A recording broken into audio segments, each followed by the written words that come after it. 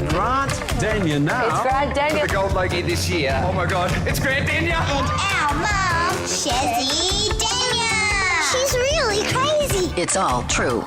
It's All True, the podcast with Grant and Chezzi Denyer.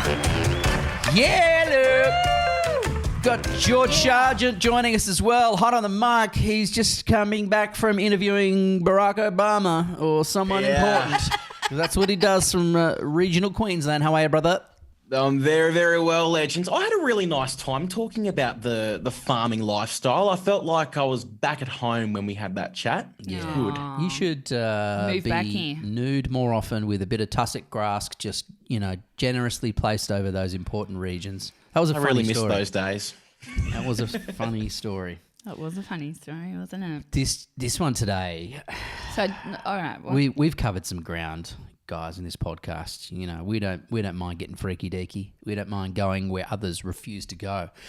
And that includes talking about ghosts. That includes talking about crossing over to the other side, talking to dead people. Aliens. Yeah. Mate, we go there. There is no place where we won't go. If you want variety, boom, you come to the... What's our podcast called? You come to the I was going so well. True. The It's All True podcast. Because not only will we keep you entertained, we will challenge you mentally. And today, boom, one of the greats. hold on. Chezzi's going to intro it. Because the intros have been on fire. Oh, do you know what? Yep. You need to be nicer to me in the One of the starts greatest these. interviews I would ever. agree, actually, that I do. Better than the Late Show hosts, I'll say. Now, George, did you Whoa. press record on this? Because I know that you're I certainly did. I'm I've firing got the- pot shots. Oh, wow. She's... I'm on One of fire my today. weaknesses, I always forget to hit record. That's right. Well, we started talking last week about the Black Panther, Yeah. didn't we? Yeah. Did we do that on air or off air? No, we did it on air. Okay. Yeah. How far did we get? Well, I said that I'd been seeing this thing for years, looking out our kitchen window, which is the truth.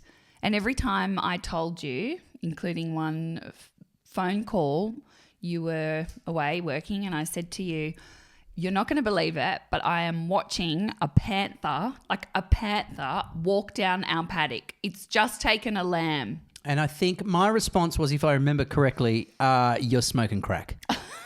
I think that's You how the didn't say conversation that. went. You said, did you sleep very much last night? Yeah. And I was like, no. And then I started thinking, is it in my head? I don't know. And I got the binoculars out and I looked, and it had a kind of prance. Like it. Panthery prance. Yeah.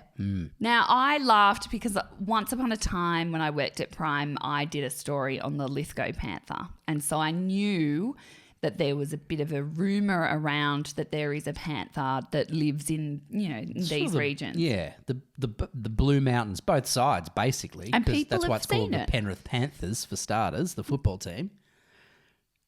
Is it? Did that only just clock for you? I assume that's why it's called the Penrith Panthers.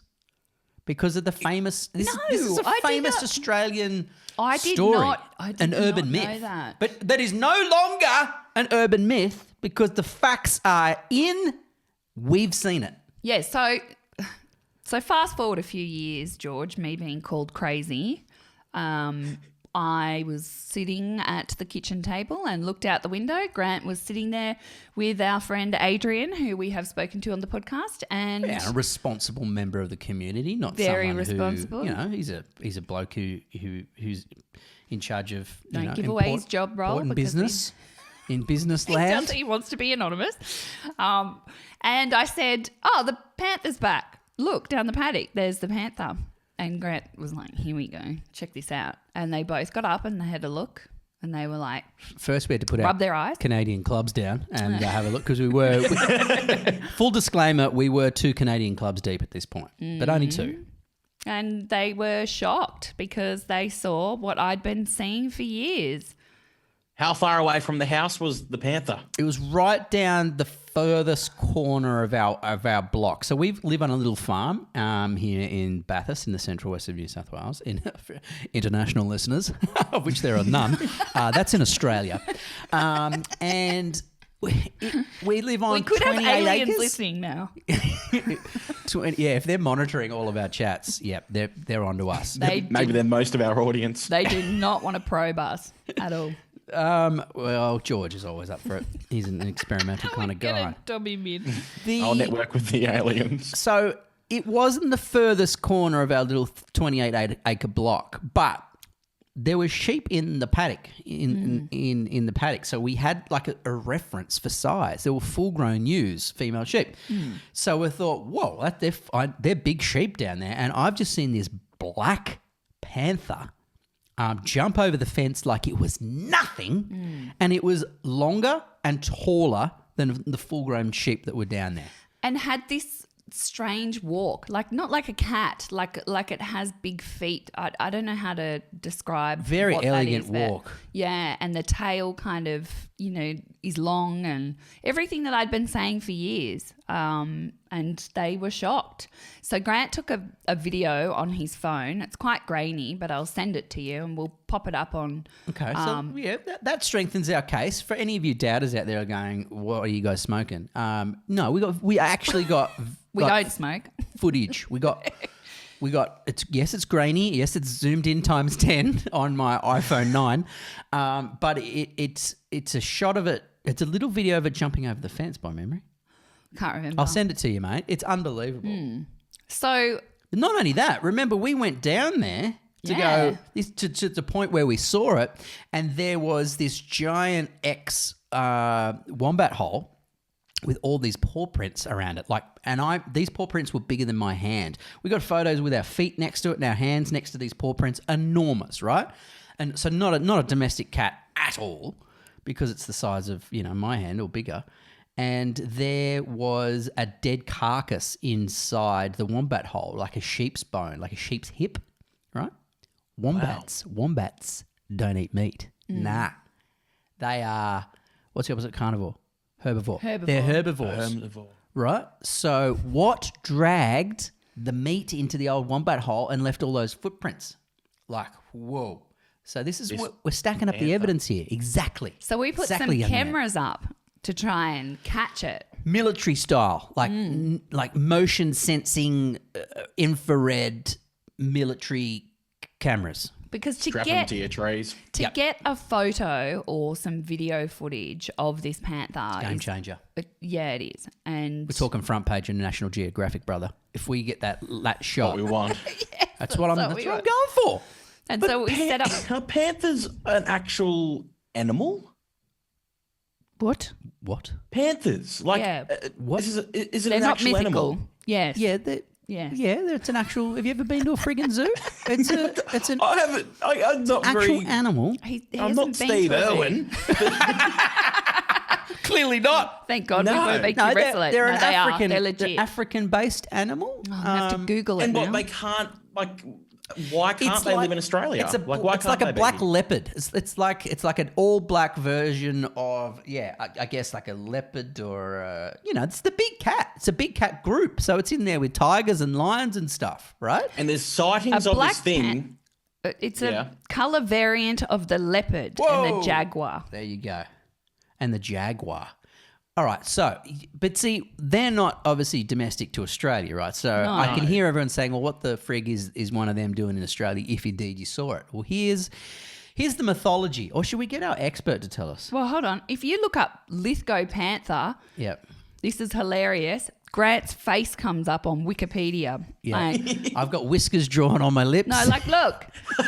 Blue Mountains panther. Can you see this? Look. Yeah, I've got it as well. Yeah. The first thing that comes up is Grant's GD. face, right, with the footage behind there. This is So- how convinced I am, Australia. I've spent 20 years building my reputation and I'm still putting it on the line to defend this story to the death.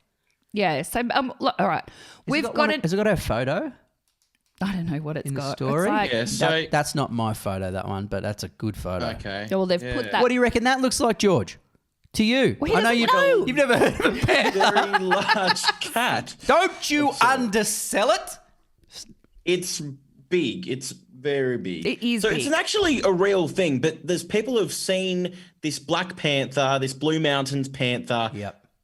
but only a select few people have seen it. It's a bit of a legend. It's a bit of an urban myth. Well, we got to remember there's a heck of a lot of bushland that circles Heaps. Sydney, My right? dad's seen it. Pete's seen 50 years ago.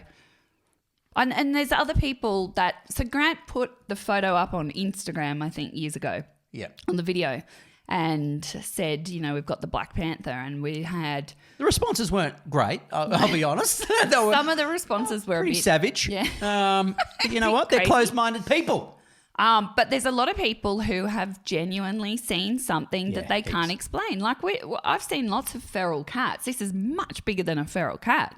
This is like 10 big. times the size of a domestic And cat. Lots of sheep have been taken around. Well, not so much now. They were being mauled at the time. They were being mauled with their. You can tell when something's been mauled because they usually grab it around the throat. They kind of play with it, or they pull its intestines out, and there was lots of sheep carcasses that looked pretty messed up. Yeah, down there were around a where lot of this- farmers were losing sort of their sheep at that particular point. And it was lambing season as well, which can bring them in. But you talk to any old cocky, any old farmer, and mate, they'll have a story. They'll at least know someone who's seen something. So let's call an expert. Cut George off. He might Sorry, have had something sorry. amazing to say, like, what's a giraffe? Yeah, what's an elephant? No, I dare say then a lot of people would actually not be a big fan of the Blue Mountains Black Panther. So would people be trying to kill it? Ooh, that's a good question. No one's there's no Like if great... they're taking sheep, like that's not great for the I think they're farmers. smart. No. They're just really smart. It's not like they're in a number like foxes and stuff where they bait them to keep the numbers down. It's still in urban myth territory. Like there's very, very little evidence, very, very few photos, most of them blurry, mine included. And so, there's a couple of us staunch supporters and believers who are here. And I will die on this hill by saying that it's real. In fact, we've got an expert who's done way more research than me. Should we just talk to him? Yeah. Okay. Do you want to call him? Yes. Ben is his name. Okay. And he has a podcast, is that right? Is that good? Oh, yeah. Oh, yeah. Here we go.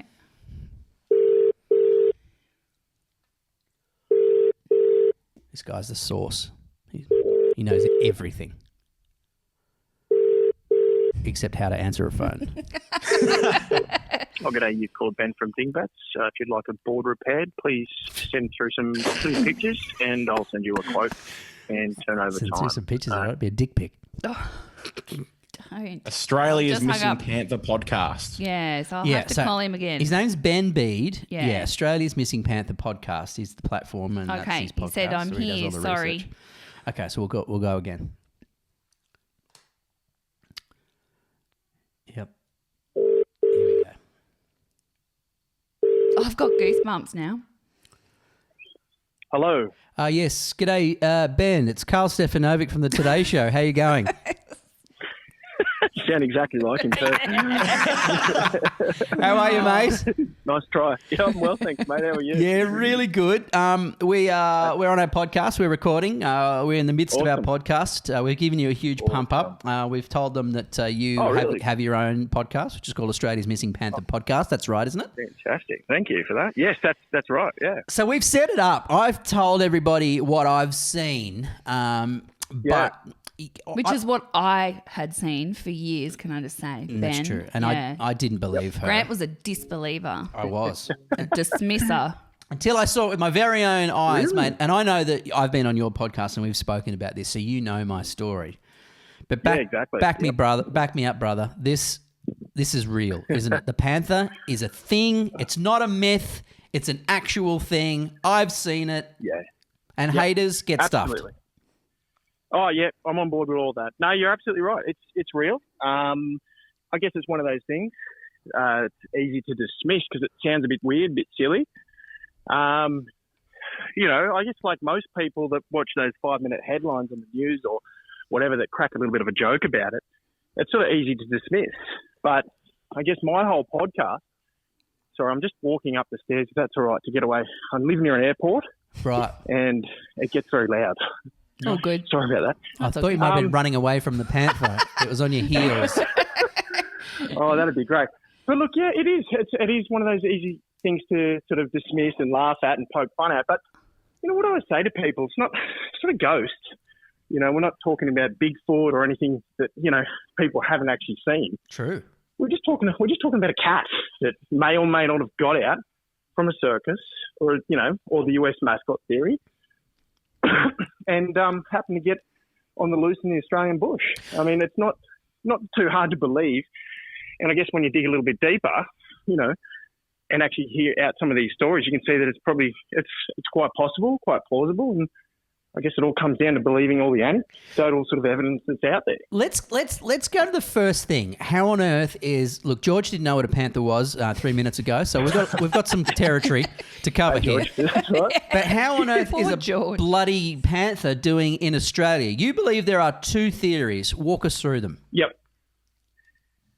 Oh, look, I think there's more than two, but I think the strongest ones are the US mascot theory. So basically, in 1942, between 1942 and 1945, we had about over 1 million US troops come over here to fight the World War II in the Pacific, and they were stationed here in Australia. So the theory there is that they carried mascots with them, and they were known to do that quite a bit. And pumas were one of those mascots, as well as horses, and I think they had bears and. Where are they getting these animals? They just put them on their ships as they travel from continent to continent and go, we'll take one of those and one of those, like the Ark. Yeah. Yeah, they did. They absolutely did. And there's photos. I mean, you can Google search photos. It's hard to find one that's, definitely in Australia. But there was with the whole US mascot theory, so just to sort of sum that up, they brought the mascots out, which were young pumas. They were easy to sort of smuggle in, and I guess being World War II and a chaotic time, it was not hard to get them through. But they grew bigger over time. And when they had to go off to fight the war, this is one of the main theories, that when they had to go off and fight a war, they were asked by their superiors to, put them down before, obviously you can't take a panther into a war zone. Yeah. And these cats were their pets. It's like putting down your dog. You're not going to put down your pet. So they let them go, and that was giving them the best chance. Where was the base? In the bush. Well, there's bases everywhere. The ones that I'd sort of discovered, the stories I discovered there were mainly in Victoria. There was the RAF base in Richmond as well. Oh, yeah. There's a couple of stories that have come out of there. There was bases in Glen Alice, which is just out of Bathurst. And Really? Maybe Victoria had quite a few, because there was one particular. In episode 2, the one you appeared in, Grant, there was this lady who spoke about their family owning this hotel for generations out there, and the US soldiers used to come out there when they had leave, and there was all these stories, and everyone confirmed it. All the oldies confirmed the story, that they just remember them walking these big cats around like they were dogs. Wow! And they had to ship off and go fight the war. And it wasn't really a secret. They went up to Victoria Valley, which at the time was, quite lush and quite bushy and not as much farmland as there is today. And there was mountains nearby, which was the Grampian Mountains. And they released them. They came back. They came to the hotel with these big cats. They went to Victoria Valley, let them go, and then they came back to the hotel and told everyone the story. So we had to let them go. So that someone witnessed them. Yeah. Well, yeah. So yeah, exactly. So, but that's just one story, right? That is one story of a few. I after that episode was released, another guy called me and said, "Oh, I just want you to know, my dad was an American soldier. He moved out here after World War II because he loved Australia so much, and he confirmed all the stories. Wow. He said, yes, I watched. Yes, we brought US mascots over, and I watched them let them go. And he said, because they were pets, they'd let them go, but they kept coming back." So they sort of fed them for a couple of days, just them roaming free. And I think he said in that case, the third day, they just didn't come back. And then, following that, you've got this trail of witness accounts of people seeing these puma-like animals just walking in the Grampians, just loping alongside the road. So, wow. So it does make sense. So what do you reckon that? What we're seeing now, what Chezzi and I might have seen, were the descendants of those pumas and panthers or whatever. Well, look, this is the tricky thing. This is why I don't like to buy into one theory, because if you just focus on pumas, there's no evidence saying that they actually get that melanistic gene. There's no black pumas. You try and look that up anywhere. I've never found one. But that's not to say they can't turn black. A couple of biologists have said if there's inbreeding and, there's certain, environmental factors that can change their colour. And when they do get that black gene, it's really strong. They'll just keep breeding that black gene. But I guess to move on from the US mascot theory and go to, say, a circus escape, you're talking about black leopards and all these stories. Just an example I've got here was, and this was in episode 4, Robert Perry. He's the son of used to be the well-known Perry Brothers Circuses. Right. And his dad, and he actually called me because I put an ad inside this circus magazine saying, hey, calling all circus people, any big cat stories out there. And this Robert Perry guy, he contacted me and just said, look, I just want you to, I've got a pretty interesting story. My dad told me we lost a black leopard in Varel. And I was like, okay, right. That's interesting. They just lost one? How do you just lose one? Well, you know what? I thought that it all sounded quite stupid until I started researching all these circus stories. There is just trails of mayhem.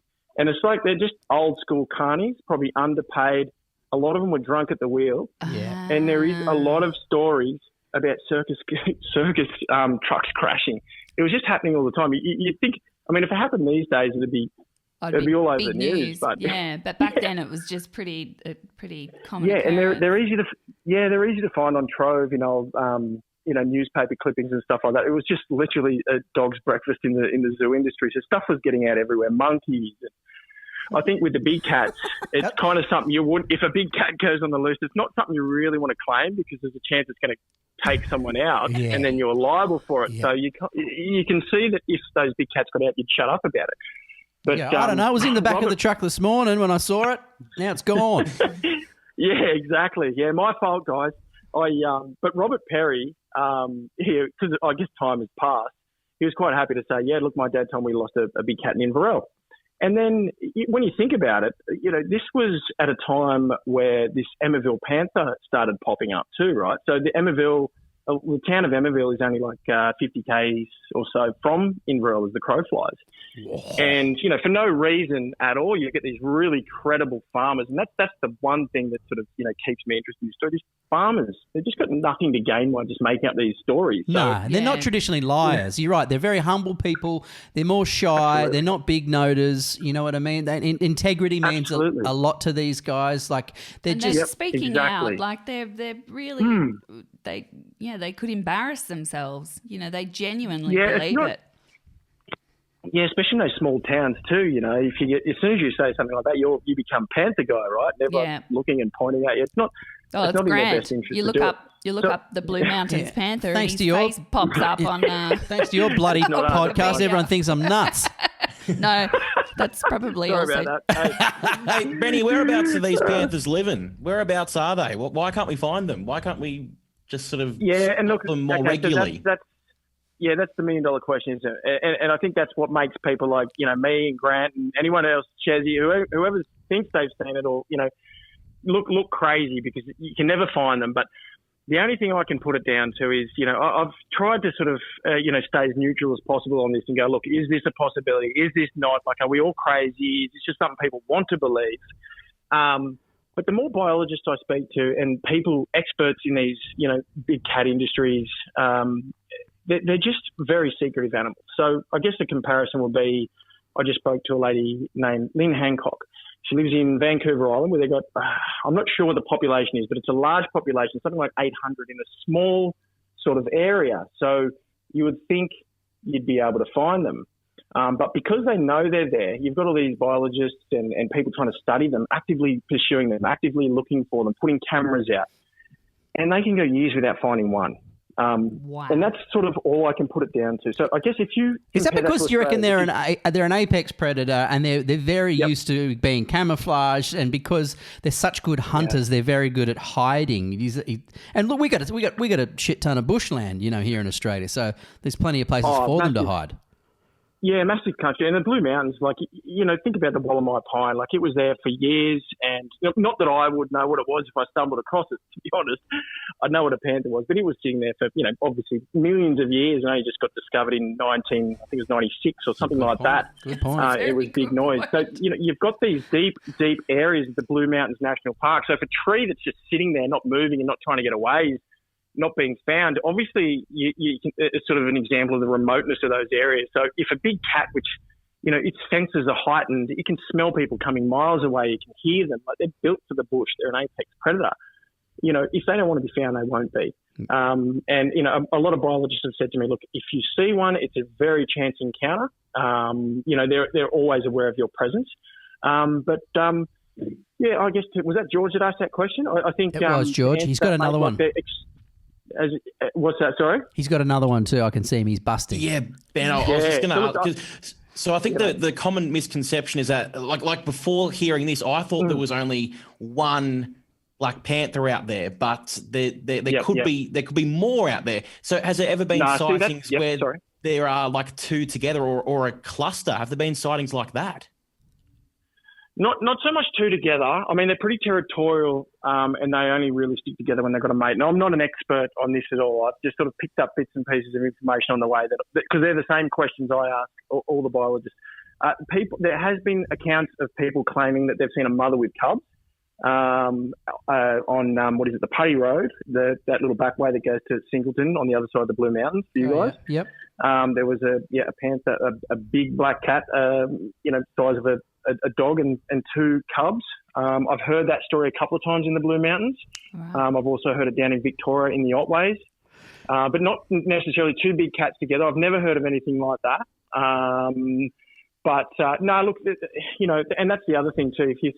It's an easy argument when people say, "Oh, there's just one." It's like, okay, what's it breeding with? Why is it living for so long? Yeah. Because I think generally big cats only live for a good 12 years, but they can live for up to 20. Obviously if people are spotting it in 1950, it'd be dead now. Why are people still seeing it? So, yeah, look, I guess I went into this going, obviously they're breeding. If this is true, there's obviously, a breeding population out there. Could they be breeding with other feral cats? And it's a hybrid? Look, that's everything I've been told, and obviously that's a common thing that there's this hybrid breed between a big and a large cat. And everything I've been told is that if these bigger cats encounter these the smaller cats, the feral cats, they would 99 times out of 100 eat the cat if they were hungry rather than mate it. It's not an ideal mate for the cat apparently, unless that's their thing. There might be a few kinky ones out there. I don't know, but generally I think there's the size difference. They would see it as a meal rather than, someone that they want to sort of, bear a child with, I suppose. So, right. Look, it's not likely. The two likely species, and there is people that claim that it is something else, something undiscovered, I think it's a Thylacoleo, I think I'm saying it right. Some people believe that it is a prehistoric cat, and that would explain why it is so elusive, why we can't find it, because it's got, some kind of behaviours and patterns that we're not familiar with. But generally, if we're thinking logically about, okay, let's look at these escapes, let's look at these, the potential releases, and let's just work on what we know. And, it comes down to for me, it comes down to two species, although other people will say there are other species out there. It's either a leopard, which is a black leopard, which is generally the panther. When people say panther, it just means a black version of a particular cat, right? So if you see if someone says a black panther, there's no species called a black panther. Black panther would mean either a black leopard, a black jaguar, or any other black big cat. They can be named a panther. So that's where the term panther comes from. Pumas, mountain lions, and cougars, that's all the same cat. Generally, they're not known to be black. They're like a brownish, like a tanny sort of colour. Yep. But that's not to say they don't get black. There's just not much in terms of photographs and things like that. But people say they can get black. So when you talk about the black panther that people are seeing in Australia, which is, where the story came from. I was all about the Black Panther, the Lithgow Panther. I grew up in Bathurst. So for me, it was always the Lithgow Panther. But when I started this podcast, I started going, okay, people are saying it's brown as well. And then I guess these theories about the US mascots come in, and that kind of makes sense. So it's kind of like, are the ones that these people are seeing from the offspring of the mascots and the Black Panthers, do they relate more to the circus escape? So yeah, I've seen a few cougars around here too, mate. There's a few cougars. I live with one. Marcus, mate. Yeah. That's the home of the cougar. Yeah, she bites. You don't get too close, particularly in the morning before she's had a coffee. Look out, she'll rip your face off. Oh, you wouldn't know because you're not awake. Stay away from the Ben, we've heard of these creatures that have like attacked sheep. Should people doing bushwalks in the Blue Mountains be afraid? Good question. No. Look, Has anyone ever been attacked by one? We can't even get a picture of them. No, yes, because the only attack is Grant. You've got a story. Yeah, I told this on your podcast. One of my first stories when I was working for Channel 10 in Sydney, I was a cadet journalist, I was reading it was my job to sort of go through all the regional newspapers to see if there's any good yarns that we could put on our nightly news service. And I saw this kid it was like in what's some northern suburbs up in that Churchy district of Sydney. The Hills, the Hills district. Castle Hill? Yeah, so I was in the Hills district, right? So I read the front page of the paper, and there was this kid who was like, he told the story to the paper. He was walking home from his mate's house, and this gigantic cat, which when stood on his back legs, was taller than him, and it had scratched him and had attacked him. And I thought, this is a great yarn. I'll go meet the kid. Yeah. So I go meet the kid, and he was a no-fuss guy, not into it for being famous or anything. He just had this genuine story, and I saw the scratch marks and the claw marks on the side, on the sides of the claw marks on his arm were enormous. And he's like, mate, I swear you, black and blue, this gigantic cat came out of the middle of nowhere. It was like a panther, just jumped on me, and I had to run for my life. And I put that on the news. Yeah.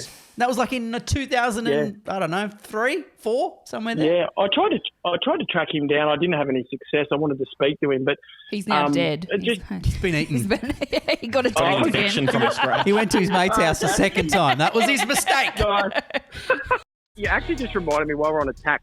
I remembered another childhood memory that sort of triggered all the belief for me was, Rockley, which is not too far from Bath, this little country town. Just on the outskirts. There was near our place. Right next to our it's the next town. Okay, all right. Well, this will enhance the excitement then. But there was this old guy on the front cover of the Western Advocate. He was covered in blood, old farmer, had scratch marks down his arms. And the story was that he heard his dogs were going off, his chickens were going wild. And I can never find this clipping or this story. I've tried, but I remember whatever it was jumped. He went outside, and whatever it was stirring his dogs and cats jumped the fence and attacked him. I was like, okay, well that's there was no. Maybe a dog could jump the fence, but you'd kind of know it was a dog. You'd probably hear the woofing, the growling, and but we'd never really heard of dogs or dingoes or anything kind of doing that. But he was scratched all down his face, down his arms, down his chest. And I do remember that it said government authorities, which would have been the DPI, brushed it off as a pig. Now, I don't know. Pig have hooves. They don't even have claws. I can jump. There is. I've seen the flying pig at the Easter show. But it's not. It's diving into a pool off a diving board. So that's pretty much all I remember of that story. But I just remember thinking the whole time, got to be a big cat for sure. Big cover up by the DPI. Well, look. What does the government say? Have you reached out to them? What do they officially say? Yeah, I don't think they like me anymore. I've tried that. They won't speak. I notice they speak to every other radio show. They don't like speaking to me. I don't know. Their official response is basically that what people are seeing, they're either mistaken or lying. So wow, it's either and the misidentification. How dare they? How dare they? They put the misidentifications down to, seeing the back end of a wallaby because they have those long black tails disappearing off in the bush, and also feral cats that get quite large. And I have spoken to them off the record, so I have spoken to them on the phone, but they don't want to be recorded, and they don't want.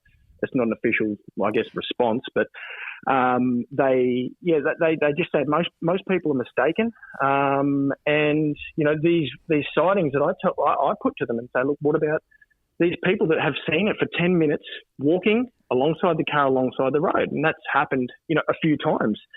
And it just comes down to they're mistaken. They want to believe it, and how many black wallabies have taken out the entrails of sheep?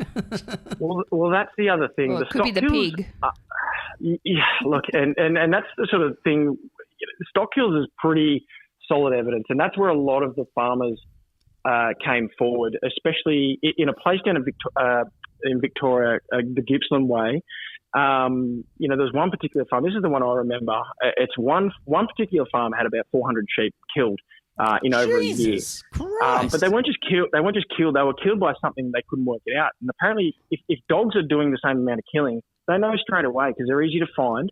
And they leave an absolute mess. There's wool everywhere, and they don't even try and hide. But all these kills were the same, and it's documented. Like it's people can Google it and find it for themselves. It's there, and they're all clean kills, very cat-like. And every expert or government official that I tried to contact as many people as I could about that and just go, look, what happened? Explain it to me, please. And none of them wanted to speak, except for one guy off the record. And he basically said that he's been scratching his head over that one for years, and they resembled big cat kills in his view, and he has been to the USA to study big cats on and off. Why? He goes, but this is a totally off the record, and I wasn't allowed to say it. I called that particular property owner, and I've been asking her to come on and just go, look, let's speak about it. Just tell me what you remember, what you saw. She's been threatened. She didn't want to do it. Yeah, she's been threatened. She didn't want to do it.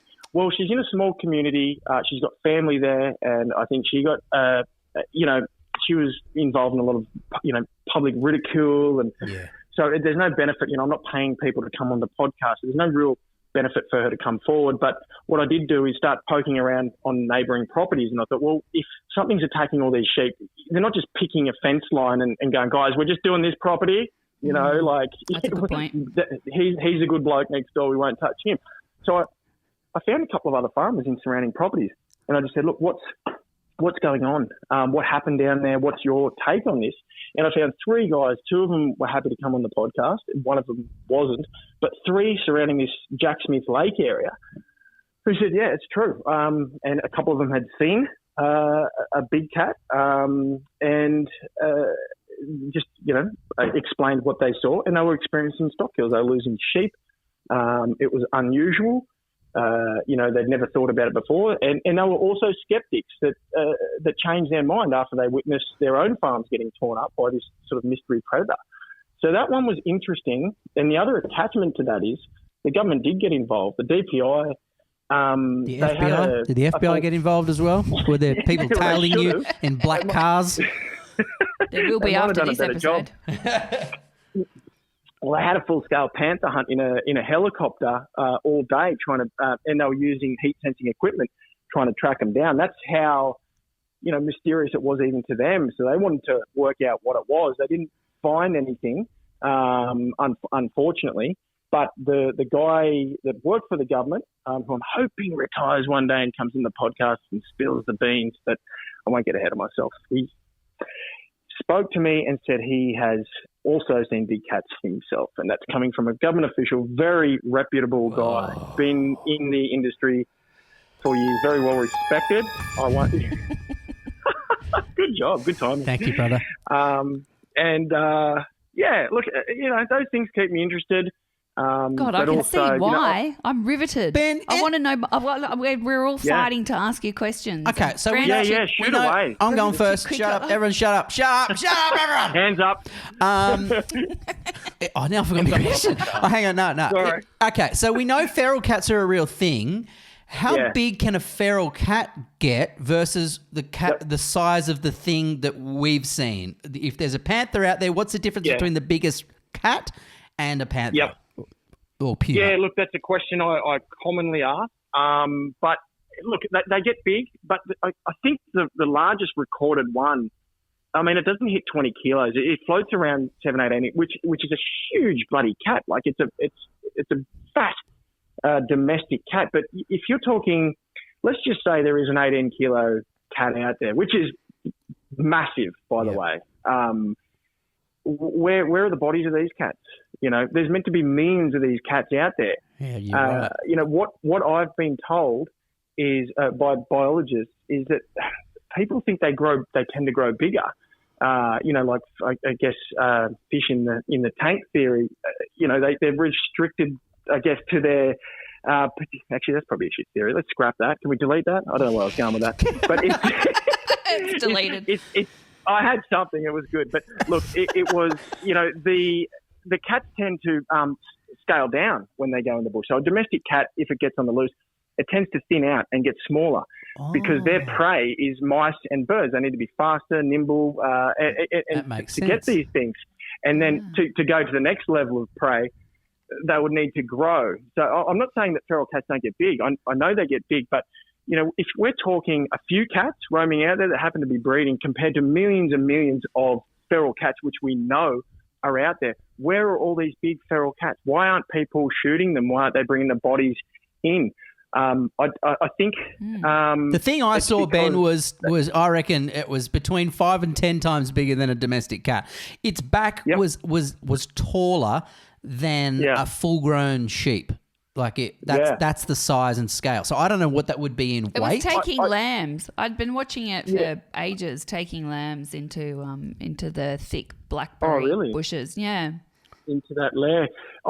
Look, everything I'm hearing is that it's unrealistic that they adapt to that size. They cannot get that big. So if you're talking big cat, like what you're talking, Grant, the size of a sheep, and that's a lot of people compare it to the sheep because it's a good size comparison.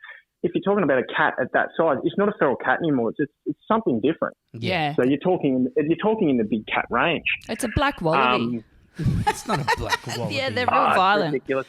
See that, and that's the thing. A lot of people are a little bit pissed about too because it's so easy. It's such an easy one to shut down because they are so bloody hard to find. So it's the same as UFOs, really, isn't it? It's the same. And although the American government, shut up, that was really making me sound like a dodgy person now.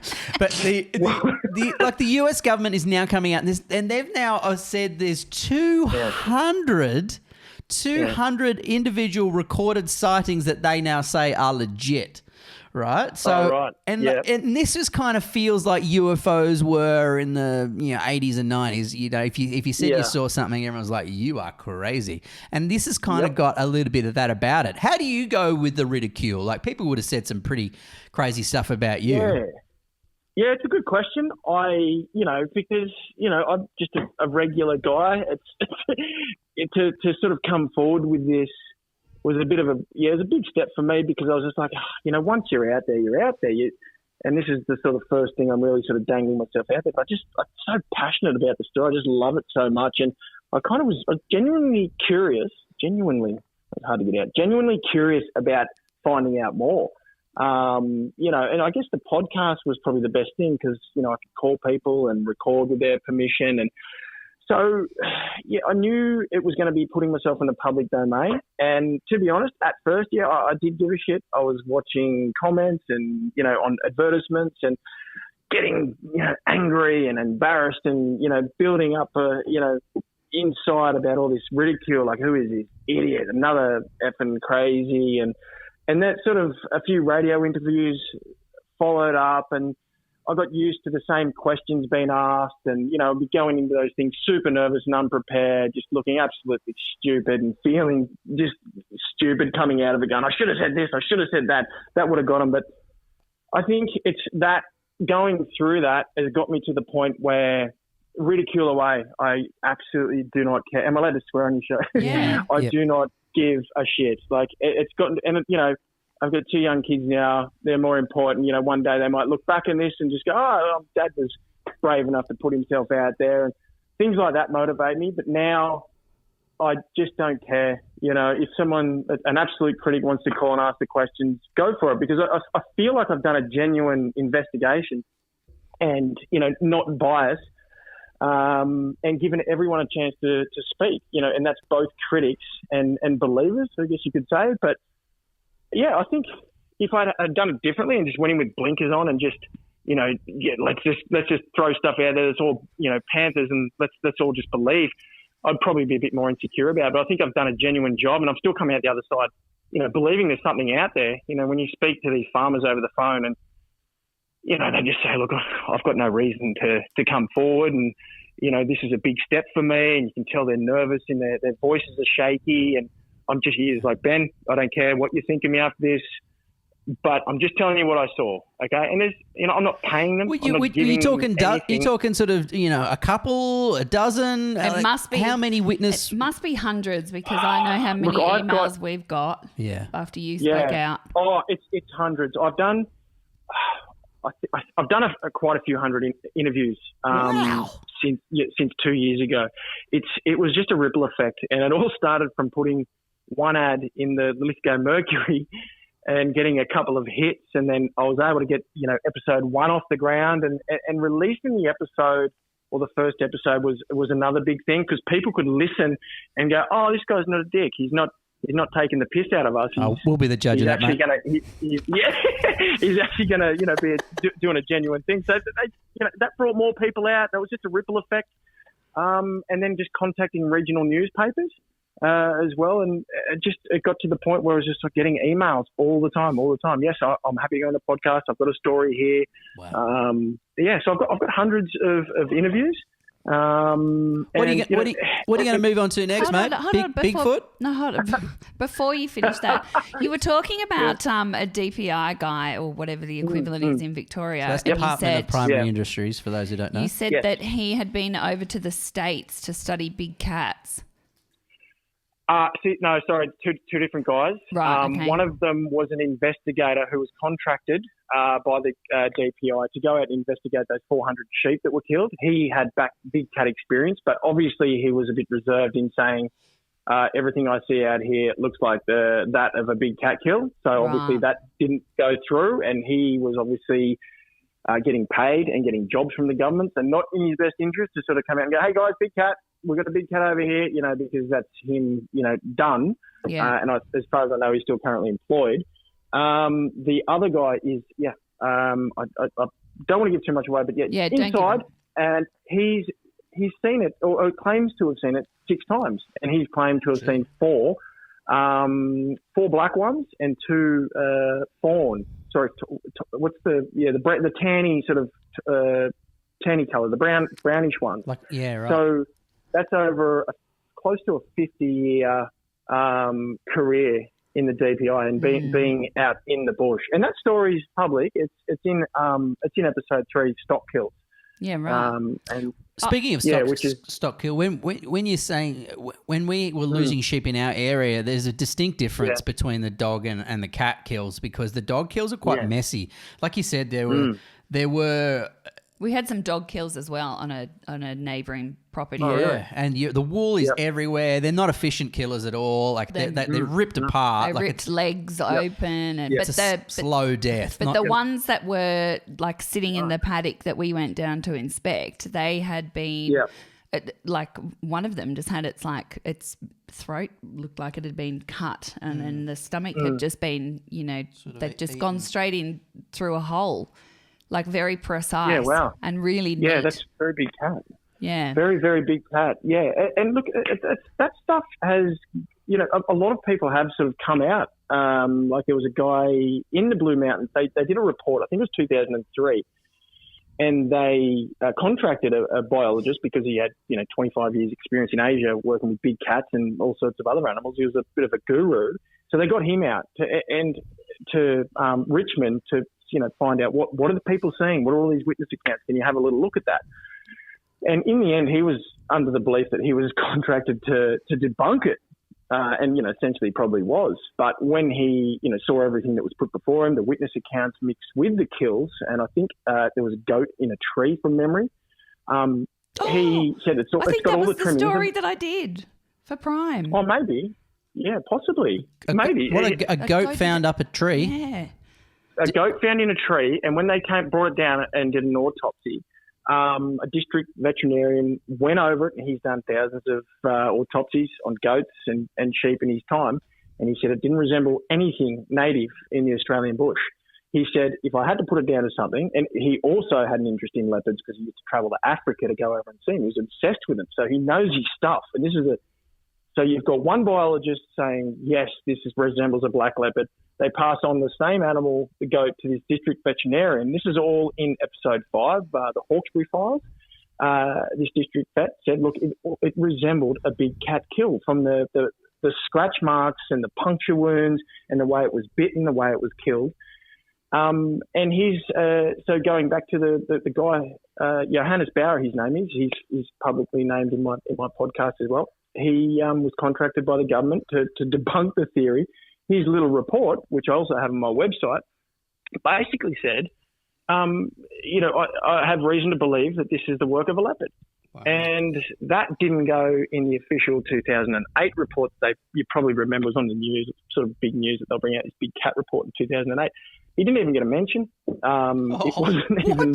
It was just like sort physical of evidence under the rug.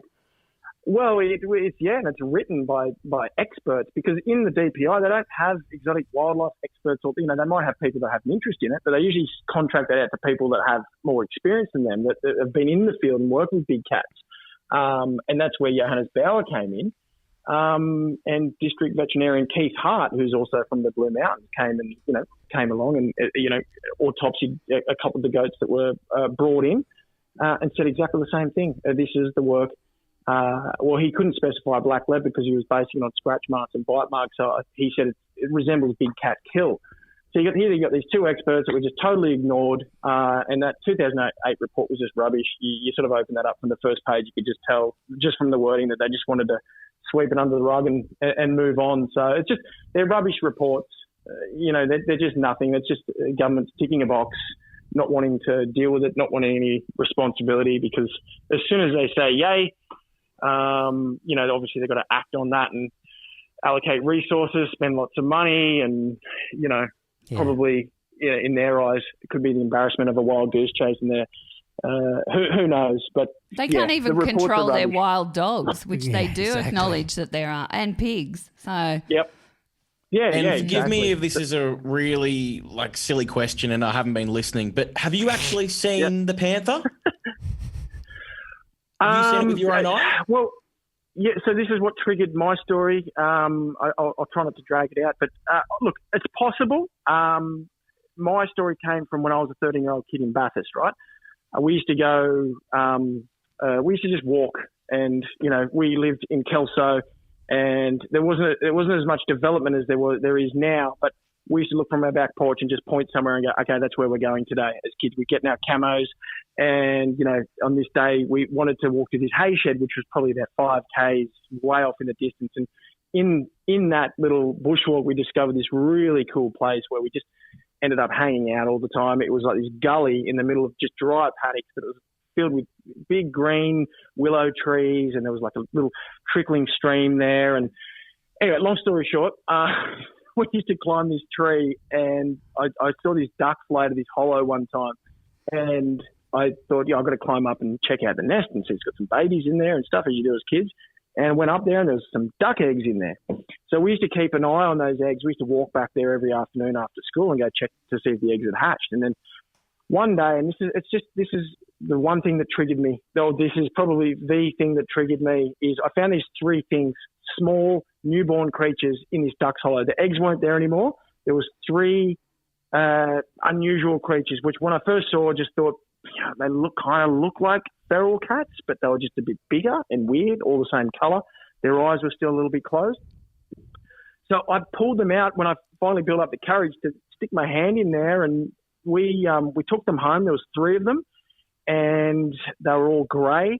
They were, so think of a baby domestic cat. It kind of like that, but they were 3 to 4 times bigger, and they were newish born, like within the week. Their eyes hadn't popped open yet, and they sort of had a little bit of fur, and they were grey. And the thing that I remember distinctly is the paws were massive. They were more like dogs, because on the way back, my friend was saying, they look like dogs. They've got those because they had the big round heads. Paws, yeah. And then they had these big paws, right? And I was like, yeah, well, that's not a feral cat, because we'd seen domestic cats born plenty of times back in the day when everyone was breeding cats. Dainty feet, Yeah, exactly. Anyway, so long story short, I know I keep saying that and keep drawing out a long story, but it's just hard to nutshell That's it. okay. But look, We're invested. So you took them home? We took them home. I took 2, and Darren took 1 home for himself. We took them to the vet the next day to get some formula to keep them alive and to find out what they were. And the vet, some old guy, it was 30 years ago, so he'd be dead now. I'd say he was pretty old then. He basically said he just doesn't know what they are, because our big question was, are they cats or are they dogs? Hang on, he's a vet and he didn't know what they were? Didn't know what they were, right? And as a kid, you just accept that, because he said to us, look, wait till they grow a little bit bigger and we'll work out exactly what they were, what they are, sorry. And, we were just like, what? Okay, all right. You just accept that as normal when you're a kid. You don't think about it until later on. You're like, hang on, a vet who wasn't even curious? Bloody Dr. Harry was stumped. Oh, Jesus. Yeah, no, he just wanted to knock off at 4 and go home. He just wasn't interested at all. And I think the fact that we did tell him the truth and told him we found him in a tree, I think he might have been a little bit sort of thrown back by that. I really don't know why he responded that way, but he didn't have a clue. We got some formula. 2 weeks later, mine died.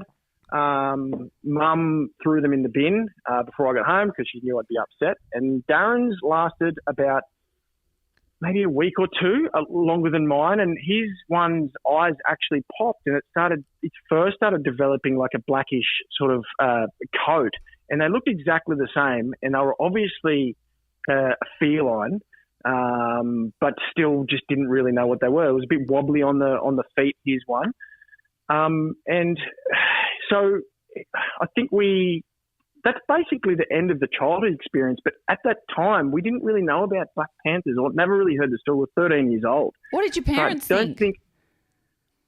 They didn't care. They just said, it's Ben bringing another, creature home. I used to pull the baby starlings out of the gutter and bring them inside, and Mum's like, oh, what's that? They look like little dinosaurs before they get their fur on them. So, they didn't really care. So they all died? None of them none of them lived? They all died. And you didn't get any photos? So this is where it takes me to the next story, which is why it's hard to nutshell. So later on, I think it was my sister, like years later, my sister said she watched a documentary and she looked at these baby leopard cubs that were in the doco that were born. She's like, God, they look like those things you had.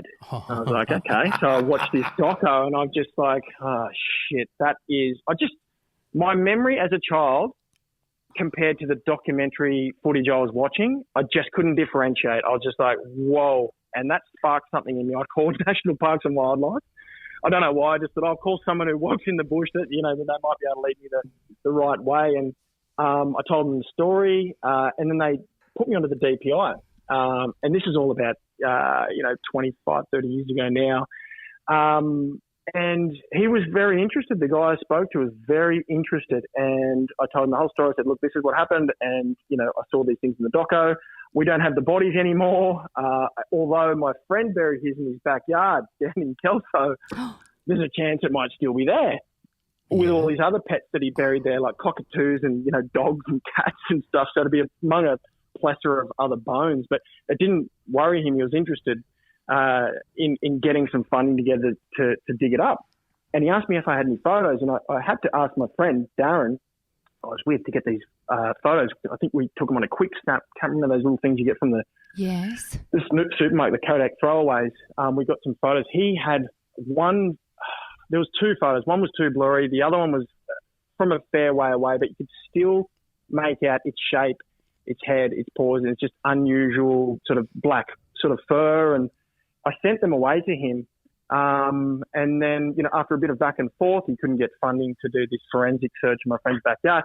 Just went radio silent on me. And this is before the days of, emails and things like that. So I was calling, going, hey, can I get my photos back? I don't care if you want to dig up my friend's yard anymore. I just want my photos. And yeah, nothing. Just left it. So they had my photos, and even now that I started pursuing this podcast, I thought, I'll have another crack at these photos. But apparently, when they went from analog to digital and blah blah blah, they burn a lot of the files, get rid of them, rah rah rah. Yeah, I'm never getting those photos back. And look, that's not It's a big conspiracy. If I got my photo back, it's not going to prove anything anyway, and it's not a clear shot of a Panthers. Like, what's Darren's address? Sorry, I've got a shovel and a head torch. Can we just? My sister lives in Kelso. Let's just do a midnight raid and see if we can. Let's just say it's near a railway station, and it's on the highway somewhere. So that could be hard to dig up inconspicuously. They've just done a new highway there, so it's probably going to be a bit tricky. It'll be long gone. Yeah. I love this stuff. But yeah, look, that's whether I saw it or not, I don't know. To answer your question, George, I don't know, and I've sort of made that clear throughout the podcast, but. Definitely a childhood memory like that triggers a little journey like this. Yeah. Absolutely. And you can tell pretty interesting stuff. Yeah. I'm all there with you, with your passion. Is the journey over, mate, or are you still going? What's that, sorry? Is the journey over, or are you still going? Oh, look, no, it's not over. I've got there's about 8-9 hours of content there, and it just sucked the life out of me, to be honest with you.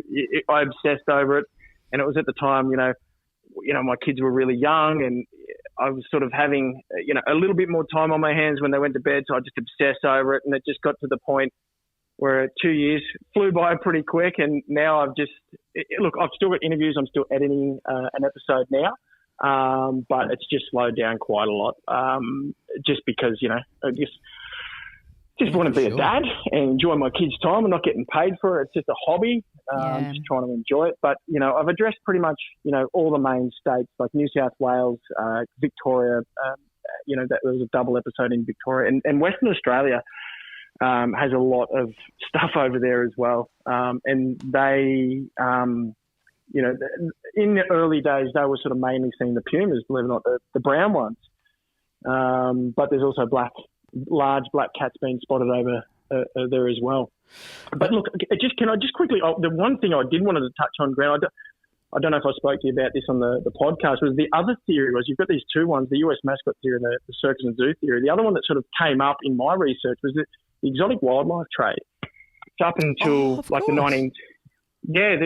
about the 1960s, and it's tedious research, but you can actually find old classified ads. You can get on Trove and put in the right keywords and dig around.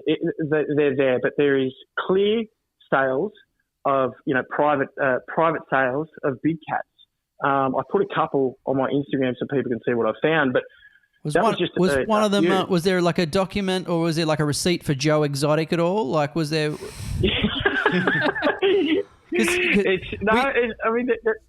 We laugh because, but it really, that stuff happens in America today, let alone way back then. So if you're a rich dude and you just, you were really successful and really wealthy, you'd probably want to have a collection of exotic animals just to sort of show off to your mates about how fancy you were. It would have been a thing. Oh, absolutely. Yeah, no doubt. And, it's kind of, the wealthy thing to do, right? Show off what you've got. But I think with these big cats, you've got to look after them. If you want them to be healthy, you've got to feed them. And, they cost, I think I spoke to the lady at Taronga Zoo just to get a costing on what it takes to feed a big cat. It was it was $50,000 a year plus just in meat, just for one, for one large sort of beast. So that you compare that to the average Joe. Even someone quite wealthy, it's a full-time position to keep that thing fed, and it's a lot of money, isn't it? It's a lot of meat. It's a tough job. So I guess back in the day, for these wealthy people that were, just picking them up and buying them, they didn't want government regulations. Exactly. That wouldn't have been. There wouldn't be. You've only got to watch now, like the Border Patrol shows, and you see everyone bringing in lizards and snakes, and that stuff still goes on. Yeah. So of course this would have been prolific in the unregulated days. Yeah, it was pretty loose. I also heard stories about them breeding on the road too, in some of the circuses where they just sort of, they couldn't really afford the meat to keep these things alive, so they just throw them into the bush. That's sort of unverified. A lot of that stuff's just rumours I can't sort of verify, unfortunately. try and sort of stick to the stuff that you can see. And this exotic wildlife trade, they've got clear classified ads in old Australian newspapers of, come down to the local pub and come and have a look at the Bengal leopard. And if you like what you see, grab a pint and head home with a big cat. It was just a different time. And I mean, who's like keeping... they do in Bali. Who's keeping track? They put the little monkey in the front door or the little puppies and then to drag you in for your business. Right. Yeah. Hey, Ben, this has been an absolute pleasure, mate. We've absolutely really enjoyed this deep dive into this. Yeah. I'm not even going to call it a bloody myth or a mystery because it's fact. It's not. I agree. There's no doubt about it. It is fact. Ben's podcast is called Australia's Missing Panther Podcast, if you want to hear And about can they find more you of on his Instagram discoveries. as well? Yeah, just and Instagram your website? or Facebook. Website's just missingpanther.com.au. There's a bit of stuff there I've collected, a few photos, and there's some resources on there too. The US mascot study, which I didn't mention, but it's there. There's been a study on that in the 70s, and it's got some very, very interesting stuff in it. So you can download that as a PDF. It's all there. You might find some bits and pieces, and you can listen to the podcast from the website as well. So we've got a dam on our property here, mate. And I saw a weird shadow. Yep. I think we've got the Loch Ness monster here. Can you come and check that out for me too, brother? Absolutely. Next series, next podcast series. I reckon we can stretch that one out, Grant. Lovely chatting, Benny. So good talking with nice you. To meet Thank you, mate. so much. I really enjoyed that. Hopefully you won't get swamped with too many people emailing you now about their stories. Or maybe after these. you will. Maybe you will. Or some evidence. Yeah, I hope so. No, bring it on. Let's do it. Make sure that you share it, the good ones with us. If not, we're just going to have a night on the farm, or we're just going to get like a woolen sort of car seat cover, wrap it around George with a couple of lamb chops under his arms. Send him out. Just cover him in some coconut oil and just say good luck and see if we can find this thing. I would have done that before I found out panthers were real. He literally did not know what he thought a panther was a made-up animal. He didn't know it was real. Benny boy, I am fully converted now that I know that they're real, and now that I've heard your stories. I am a believer in this creature you speak of, mate. Oh, welcome aboard, George. Good to have you.